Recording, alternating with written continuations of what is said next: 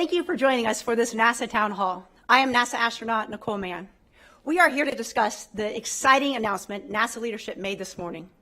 The changes announced this morning for NASA's human spaceflight programs will set the agency up for the next 20 years. On behalf of the Astronaut Office, we are excited to join you in this announcement. For me personally, this is a huge indication of the progress that we've made, not only with increased operations in low Earth orbit, but the development of our missions to the moon under the Artemis program. Now, I know we're all excited to hear guidance from our leadership, so without further ado, I'll turn it over to NASA Administrator Bill Nelson.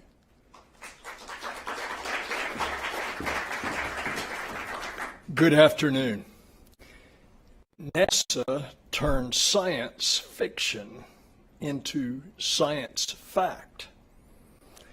In science, in math, and technology. And thank you for your part of all of this accomplishment and what we endeavor to do as part of the NASA family. Adventurers and explorers reach the heavens. Scientists, mathematicians, and technicians make a breakthrough discovery and discoveries and technological advancements. The NASA family helps humanity every day. In 2010, Senator Kay Bailey Hutchinson and I, along with the Obama-Biden White House, we chartered a new path for NASA. It was a dual-track approach. NASA would buy services in low Earth orbit from commercial companies and set NASA's eyes on exploration farther out into the cosmos. And since then, we've seen unprecedented investment in the low Earth orbit economy. A decade ago, the commercial crew and cargo programs seemed so far off, but the proof's in the pudding. Just last week, we saw the launch of the first all-private mission to space, and not to mention the incredible achievements that teams across NASA have made on our exploration plans, on SLS, Orion, and the exploration systems. Artemis 1 is nearly ready for launch. Teams have been working overtime at Kennedy to ensure that mission's success. And all this growth has led our Human Operations and Exploration Mission Directorate to grow substantially. Our human spaceflight programs in low Earth orbit and development programs for deep space exploration, all of this counts for nearly half of NASA's entire budget. And so we've gathered here today to announce a modification. Going forward, we will reorganize the agency's human spaceflight programs into two separate mission directorates.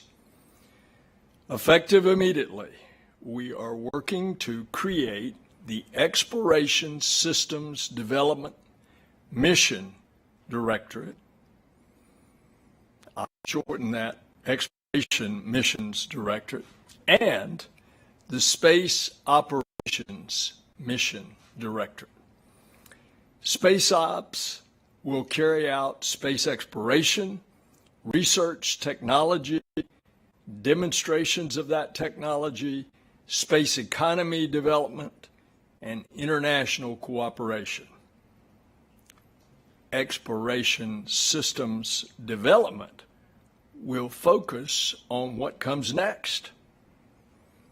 Both mission directorates are engineering the future of our Moon to Mars exploration approach from different ends of the spaceflight continuum. This reorganization is about the future of space exploration. It's about setting up NASA for success. Creating two separate mission directorates ensures these critical areas have focused oversight.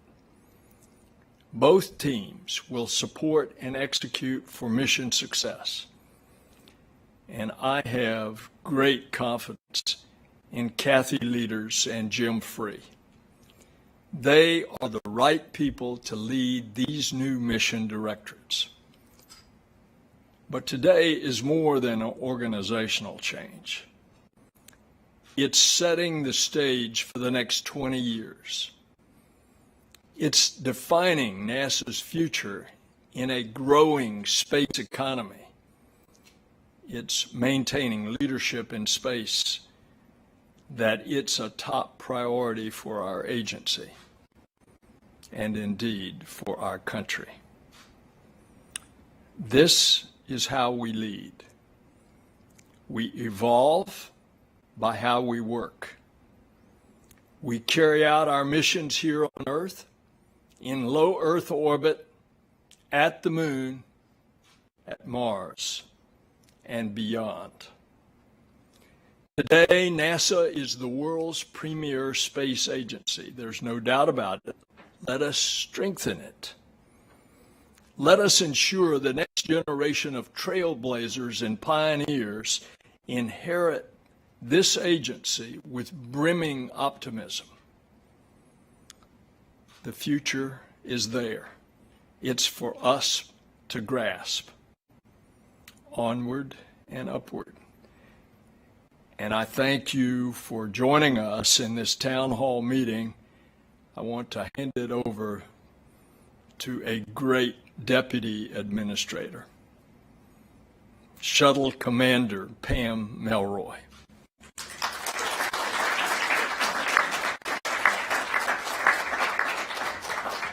Thank you, sir.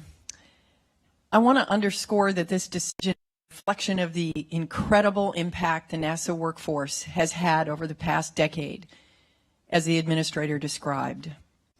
NASA has been wildly successful in stimulating a commercial space economy.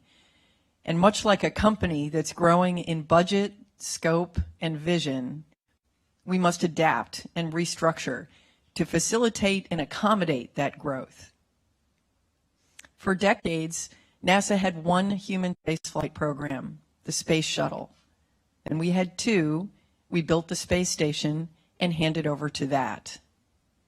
Now, we're developing a train of technological innovation that stretches all the way to Mars. We already have multiple projects underway that support Artemis, SLS, Orion, EGS, Gateway, next generation suits, and then the human lander system. And coming, we have more programs leading to a sustained presence on the Moon and Mars that will require development. The Exploration Systems Development Directorate will own that architecture for Moon to Mars and be responsible for the systems development portion of each capability of that architecture. Space operations will focus on the safe operation of our current LEO systems and future systems as they complete developmental test and evaluation. That includes completing commercial crew certification, the commercialization of LEO, supporting the eventual commercial follow-on to ISS, and of course, supporting exploration operations. The restructuring of NASA's Human Exploration and Operations Mission Directorate will help us safely and effectively manage this growth in scope.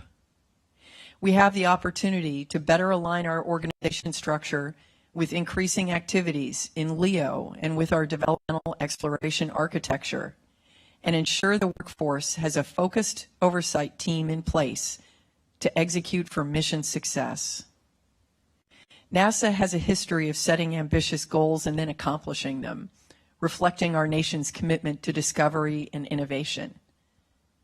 Putting humans on Mars for scientific exploration is that next big goal.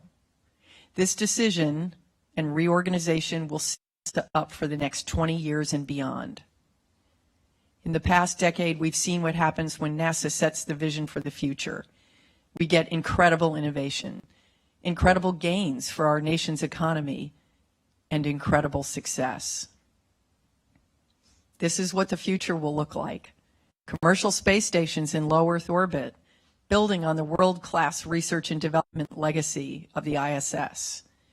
A sustainable infrastructure around and on the moon, where astronauts will carry out groundbreaking science that will enable us to live and work on another celestial body.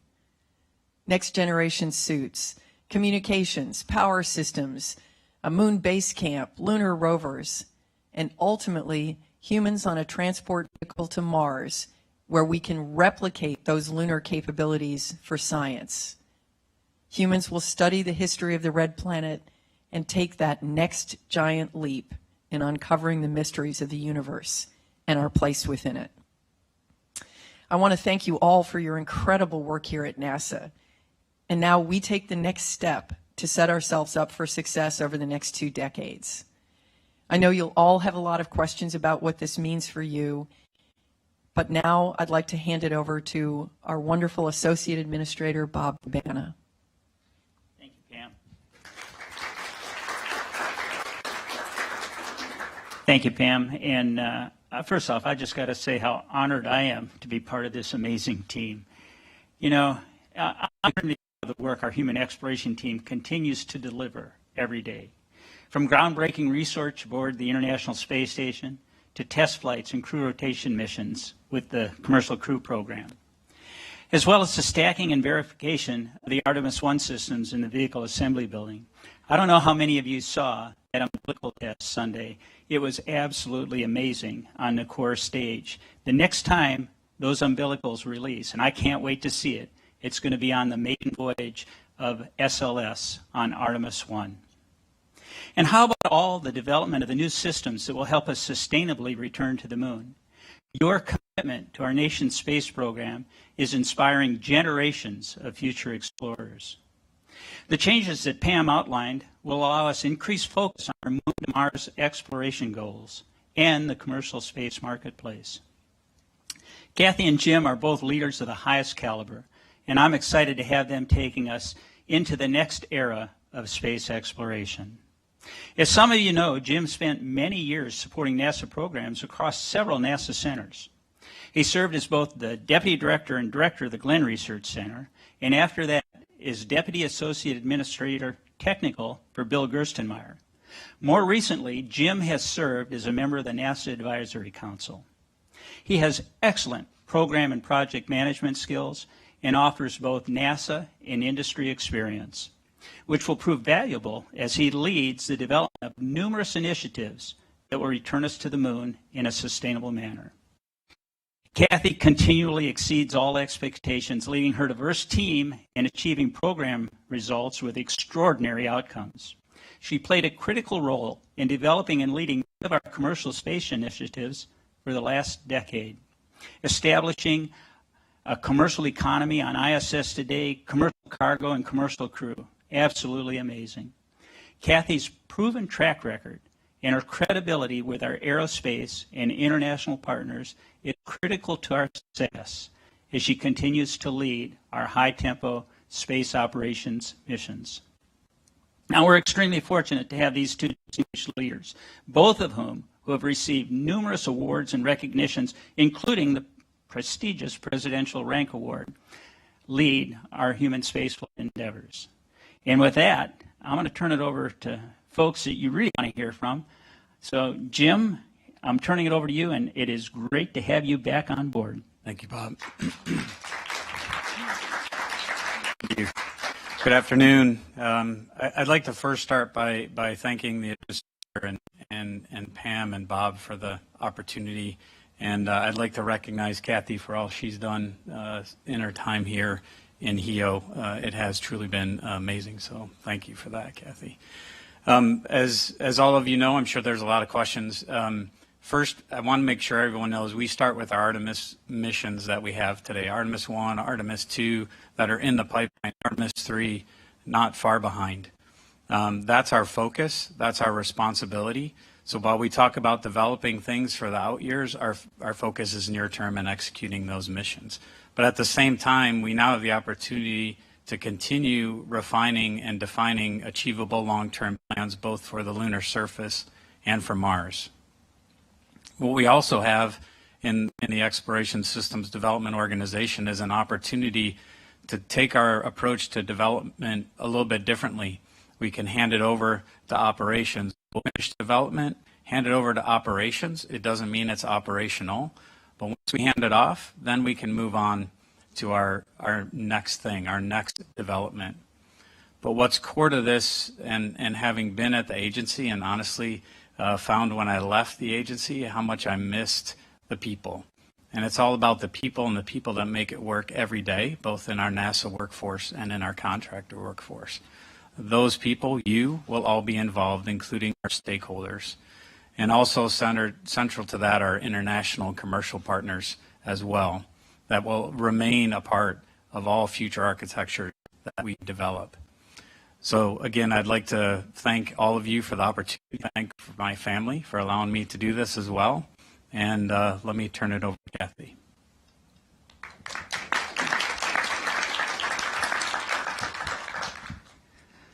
Wow, what an exciting time. You know, the other day I think somebody said, this is going to be so great, you're the dynamic duo. So I don't know which one of us is Batman and which one's Robin. I have a feeling every once in a while we'll be switching back and forth, but what that does convey to everybody is we're a team. And it's going to take us together to go do all the things that Bill and Bob and Pam are giving us to go do and to go make it happen. Jim talked about the importance of keeping Artemis 1, 2, and 3 on track. This is also about keeping us flying every day, 365 days a year on station, and continue to expand that capability to do the most amazing things that we can do, and have us create a commercial LEO destination platform that we can continue to have and check out all the systems we're going to need to have to be and maintain a sustainable operations around the moon. So I can't tell Jim how excited I am to start seeing these things coming over. I can't tell you how excited I am to have a partner here.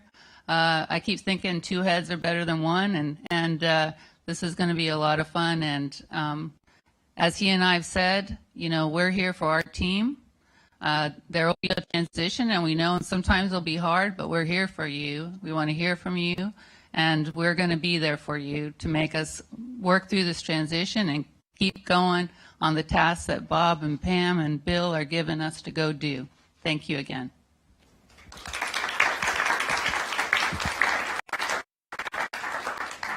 Thank you, Kathy, and to all of our leadership. Now we'll move on to the question and answer session. As a reminder, we've collected questions in advance from the workforce, so thank you to all who have submitted questions.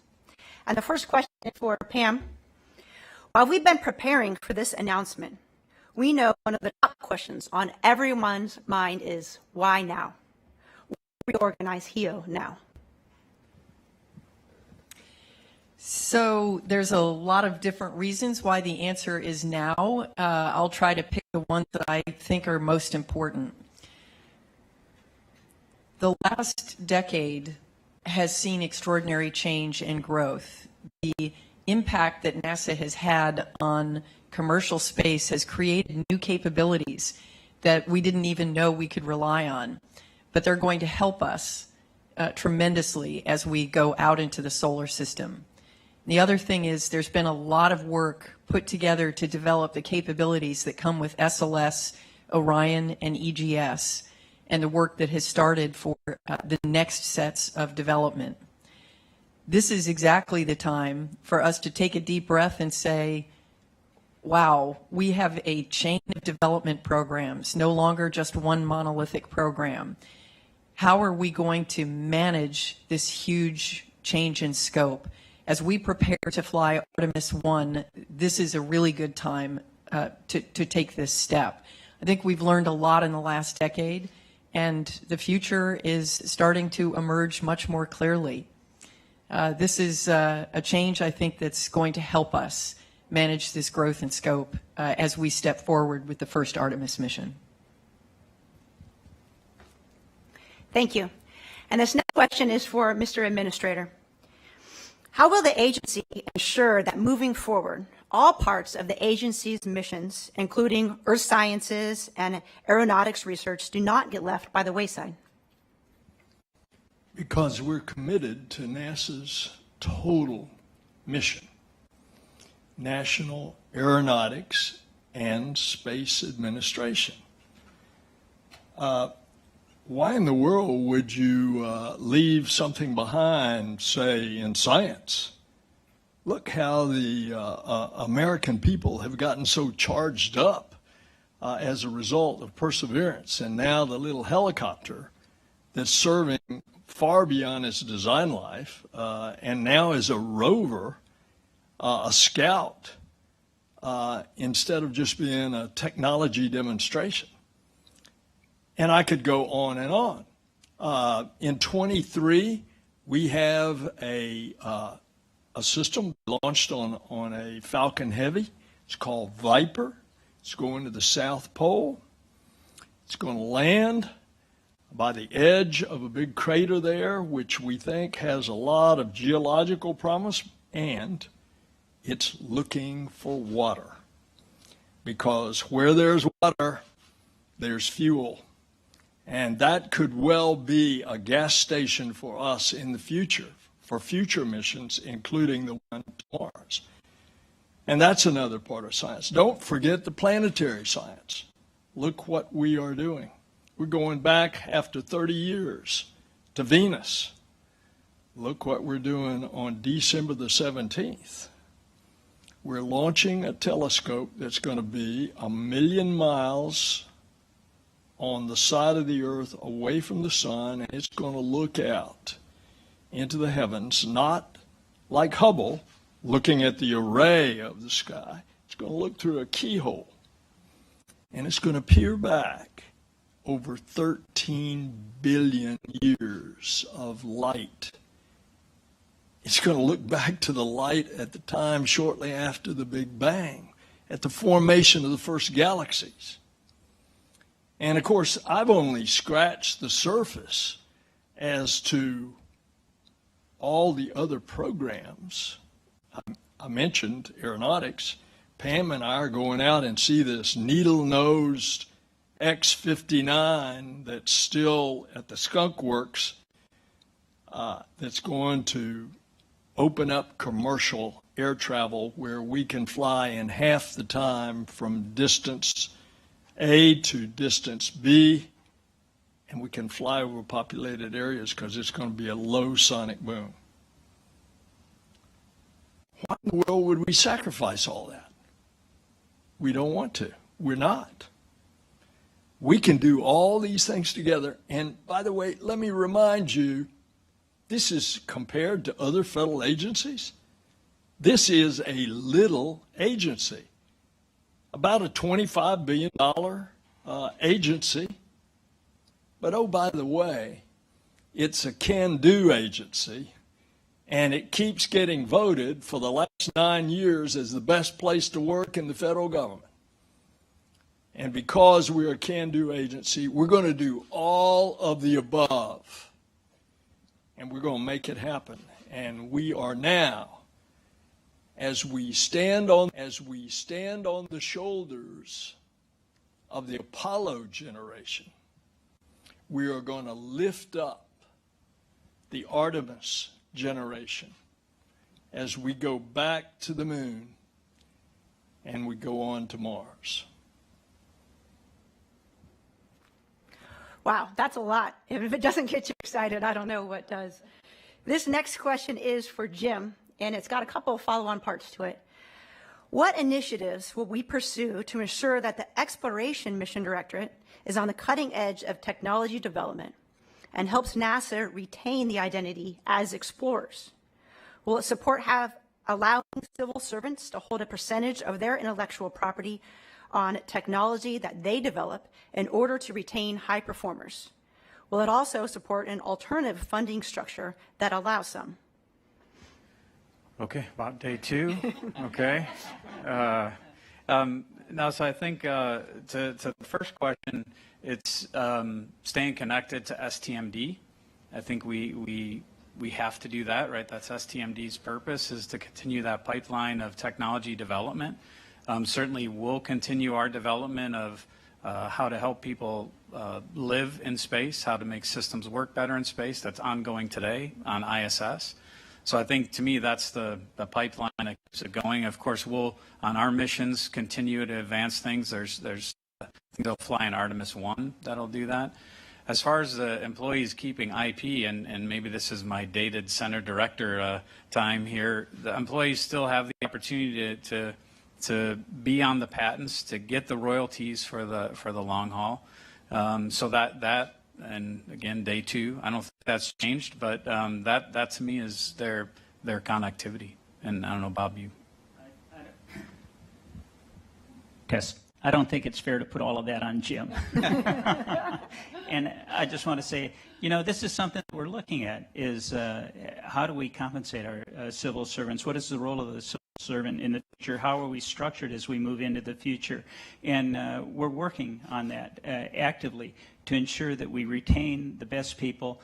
And folks need to get credit for what they do. But this is something that we'll work through together. And we have an awesome human capital organization that will help us get to the right answer. But absolutely.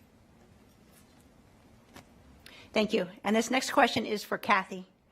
Kathy, what is the plan for a future NASA's presence in low Earth orbit? So we're really trying to create opportunity. One of the things we're beginning to work on is, and actually got over 10 proposals for a new commercial LEO destination potential. What we've learned is, after, obviously we're working on extending ISS to 2030, but really one of the primary reasons for the extension was to give us time to be able to work with companies to be able to establish a low Earth orbit destination that will enable us to continue to test the systems that Jim will be developing, so that there's no other place that can do 365 days a year and then be able to take you from, this microgravity environment from a human perspective to a different gravity field here on Earth, and be able to really test those physical, protocols that we'll need to develop to be able to go to Mars. And so, one of our goals, and Pam talks about this, is to continue to let industry know, here are the things we need, so that they can be coming up with unique ways to be able to meet those needs, and at the same time furthering our goals for exploration. So I tell people, we're looking for all of your ideas, and not only in that area, but in other areas. Help us come up with solutions to the problems that we have in low Earth orbit, because I do firmly believe if we come up with solutions there, it helps us as we're going and pursuing our lunar missions, and then going out to Mars and wherever else Jim is going to take us. Thanks. Thank you. And this next question goes back to Bob. Jim mentioned STMD. How does STMD fit into this new organizational structure? So we are not changing STMD. The work that Jim Reuter and his team are doing is outstanding, and we absolutely need that as we move forward, integrated with exploration. And it's a feeder organization.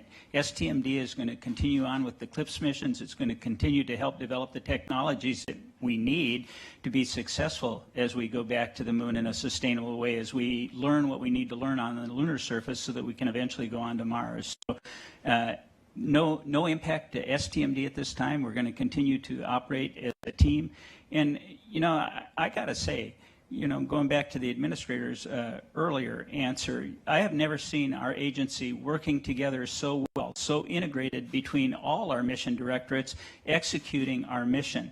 And we all feed into each other. The technologies that we're developing, what we need, it's not like science is going off on their own doing what they want. They're doing what they need to help us be successful with humans. Exploration is going to feed into operations. STMD feeds into exploration and operations. So we're totally integrated as we move forward as one. Thank you, sir. That's good to hear. This next question is for Jim and Kathy, and it has to do with EVA. EVA is comprised of a systems of people and hardware. much more than just the spacesuit. It integrates the human astronauts with other assets of human spaceflight systems. The EVA system supports both ISS space ops and Artemis exploration missions. How will this reorg clarify the hierarchy and integration of EVA teams ranging from leadership to engineering and operations? Will the number of civil servants to charge their salary to problems or gap areas rather than specific projects in order to allow freedom of development and commercialization pursuits? Go ahead, Kathy. So I think what's really great, as you become and Jim will learn this, and he was a center director, is we got a great team at JSC working this, first of all. And Vanessa and her team are working and laying out actually a plan to be able to support our strategies for the development of suits, not only for obviously the ISS and being able to, and I think one of the folks don't realize is getting a new suit on ISS actually helps us test out and get ready for a suit on the lunar surface. And so, you know, Jim's team obviously will be looking at the utility and requirement sets for a lunar suit because you have to. It's so embedded in the architecture that you're developing. And obviously, we've been working with Vanessa and her EVA team at JSC to make sure that there's a continuum of that capability that allows us to test that capability on the ISS, provide utility with that suit on the ISS, and then move on to supporting the development activities, and comes back to the future sustaining operations on the moon. So Vanessa has laid out an integrated plan to support us, and I'm absolutely confident that that team will be ready to go execute on this very, very difficult mission and bring us and to be able to accomplish all the goals that we have going forward. Okay. Thank you. There's a lot going on in the future. Now let's talk about the deep future or the far future. Jim, this question is for you. We know what we are doing is leading up to the first human landing on Mars. But what comes after that and on Mars after humans have landed there? Okay, again, day two, but I guess what I'd say is you keep hearing the word integrated and the last question, for example, of the suits. Everything we're doing, and Kathy hit on it before, stuff we're doing today is buying down those long-term risks. So what we do after is all going to be built off of today. So how do we do the transportation to further out in space? How do we get out into the NRHO orbit? How do we think about how we get to Mars, right? Those kind of technologies are going to take us further. What do we learn when we're on the lunar surface? That's going to help us learn what we do when we're on Mars. And then all of that fed back with the human in the loop, right? Mark just got extended to a year, right? Everything we're learning from the 6 months missions to the 1 year missions are buying down the risks that the human research program has given us. So I think we have that groundwork tells us where we can go after Mars. But right now, honestly, we have the chance to set a defined, focused path to Mars. That's really what I want to do before we look too much further beyond it. Let me just tell you, Thomas is always coming up with new places for us to follow. So we're looking for more places where bots first, boots next.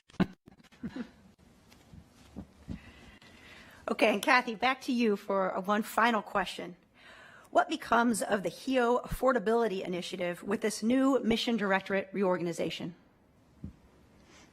Hey, Bob told us today, charge forward. I can't tell you.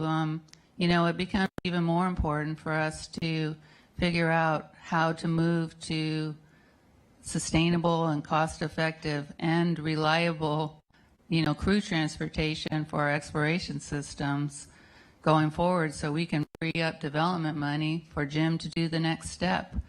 We've got a lot of things. I can see he's got this list going on in his head right now, and it's going to be really, really important for us to get to a place where we have to provide reliable and safe crew transportation for exploration systems, but it's really, really critical for us to then be able to free up the resources for development. Yeah, and I'd just like to add, this isn't just a HEO initiative as it started off. This is a directive from the ninth floor that we have to find a way to become more cost-effective and efficient as we move forward with our Artemis architecture. And we had a telecon this morning, both Jim and Kathy were in it. Jim, of course, has the initial job of getting us success on our initial Artemis missions. But just as we have restructured contracts on the shuttle, on the International Space Station, we have to move to a more sustainable model as we come out of the development phase. And Jim said it earlier, there's a difference between being operational and operations. It's never going to be truly operational is what we think about, you just get in and go and you don't, you kick the tires and go. That's not going to ever be the case with the systems that we fly. They're going to require extreme diligence by the team, regardless of how the contract is structured, so that we ensure that we are doing things in the absolute safest way, that we understand the risk, and we're going to be constantly learning on every flight and making modifications just as we did throughout the shuttle program. But that doesn't mean we can't get to a more effective contract structure as we move forward. Thank you. And we have time for just one final question. This is for the administrator and Pam. People were curious on what kind of timeline we can expect for organizational changes to cascade throughout NASA based on these new directives. Well, we are starting right now. And there will be an implementation over time, naturally. And we're going to feel that along as we go. But this new 2 directorate starts as of today. So what we understand is, what we're hearing from CFO and Chico is 90 to 120 days is normal for an effort like this. I think it's just important to understand that we're not in a big rush to change things. We have a lot of really important things happening, and we have to keep our eye on the ball. And that's what we're asking you. Keep doing what you're doing, because you're doing really well. And it's very, very important that we take it one step at a time and we don't drop the ball anywhere along the way. So we will take all the time we need to make the transition happen smoothly and safely. Thank you. And that will conclude our question and answer session. I'd like to thank the NASA workforce for all of your questions. Just know that there's going to be many more opportunities to discuss this with leadership in the next coming days, weeks, and even months. And for our speakers, are there any final thoughts that you would like to share with the workforce? And we'll start with Kathy. I thought I had about 4 people's worth of comments to think of something. First, I want to thank the team that has supported me for the last 15 months. I really, really, really appreciate everybody. But I also want to just underscore that I'm really excited about working with Jim. And I know Jim and I will, be working with all of you and appreciate all your support as we're working through this. It is a very exciting time for us, and we're going to need lots of help along the way. Thank you. It wasn't quite as easy as the last time. No, it's it is. I mentioned it's a great honor, Kathy, and I see our job is to communicate with you where we're at with the reorganization, what we're doing, what the timeline is. There are fixed things we have to go through. We'll work through those, but we'll communicate every step of the way. Pam said it, stay focused on your jobs today, especially those folks, working with the crew in orbit and those folks working on Artemis 1 as we push those real critical milestones. I am just so excited about our future and the team that we have in place to make that future a reality. Jim said it earlier, coming back to NASA, it's all about the people. We have the most amazing workforce anywhere. I've had the privilege of working with some pretty amazing teams in the Marine Corps as a test pilot and here at NASA, but NASA's top. NASA's a step above everybody else. The quality of our workforce in what you accomplish on a day-to-day basis, it's phenomenal. And as I said earlier, I'm just so honored and proud to be part of this team. We are going to charge forward into the future. We are going to be successful, and it's going to be because of all of you. Thank you. I'd just like to say that the question about the future and what happens after 2040 resonated with me because I'm spending a lot of my time thinking about that too. And in particular, we haven't talked about it today, but the massive existential threat that climate change offers us and the critical role that aeronautics is going to play in reducing emissions for the future to reach the targets for 2050. And in addition, our planetary science and our earth science, looking at the earth and understanding and providing the information that we need to make the decisions that are essential. That's a lot.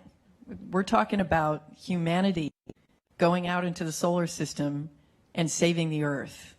And I couldn't be more proud of the team and to be here. And I want to thank you for the work that you're doing every day that's going to take us there. It's a truth that if you really like and love what you're doing, it's not work. And I think that's very applicable to the people of NASA. And that's why we're such an amazing team, an amazing family. I want to thank you also because 90% of NASA civil servants are double vaccinated. And this plague of COVID that we've been through, it has held us up. It has caused a financial and it has caused a personal toll on some of our NASA family members. It has indeed caused the untimely death of a number of our NASA family members. So I want you all, please, to seriously consider if you have not been vaccinated, do it for everybody else. Of course, you'll be doing it for yourself, but do it for NASA and do it for our country. And God bless you.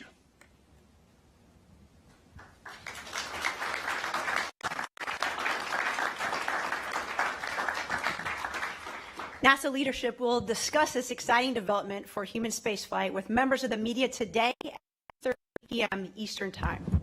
That teleconference will be streamed live for all to listen in. And thank you all for being here today. I am certainly excited and motivated for the future of human exploration. And I was going to say get back to work, but after the administrator pointed it out, let's all get back to doing what we love. Thank you. Good job.